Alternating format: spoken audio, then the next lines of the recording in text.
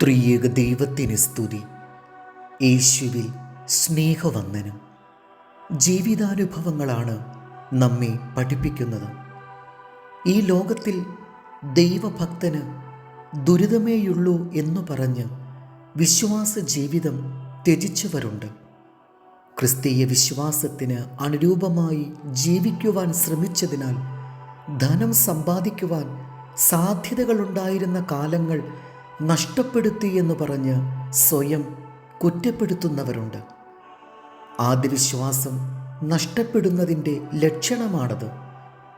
ഒരിക്കൽ ദൈവശബ്ദം കേട്ടവർ അതിൽ നിന്ന് അകന്നുപോയാൽ ധനവുമില്ല, ജീവിതത്തിന് സമാധാനവുമില്ല എന്ന നിലയിലാകും. ആരംഭകാലത്ത് ചെയ്ത പ്രതിഷ്ഠകൾ ദൈവാത്മപ്രേരിതങ്ങളായിരുന്നു. അതിൽ നിന്ന് ലഭിച്ച ആത്മീയ സന്തോഷവും നാം അനുഭവിച്ചു.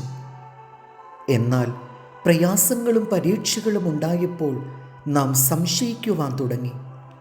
ആയുസ്സിൻ്റെ മധ്യകാലത്ത് നമ്മുടെ ദർശനം നഷ്ടപ്പെടുത്തരുത്. ഈ ഗതി നമ്മെ നിരാശയിലെത്തിക്കുമെന്ന് മനസ്സിലാക്കി ആദ്യ വിശ്വാസത്തിലേക്ക് മടങ്ങുകയാണ് ആവശ്യം. ആദ്യ വിശ്വാസം നഷ്ടപ്പെടുത്തിയ ദേമാസിനെ പറ്റി പൗലോസ് അപ്പോസ്തലൻ എടുത്തു പറയുന്നുണ്ട്. തെസ്സലോനിക്കയിൽ ക്ഷേത്ര പൂജാരിയായി അയാൾ ആയുസ് അവസാനിപ്പിച്ചു.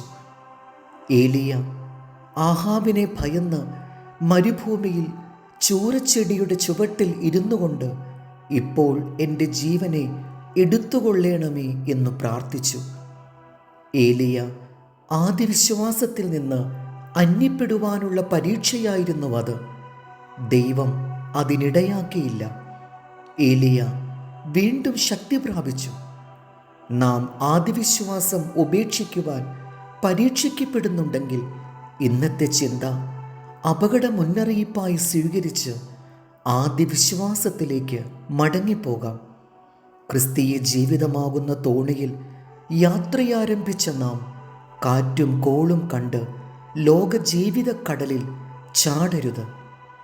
എബ്രായർ 3:14.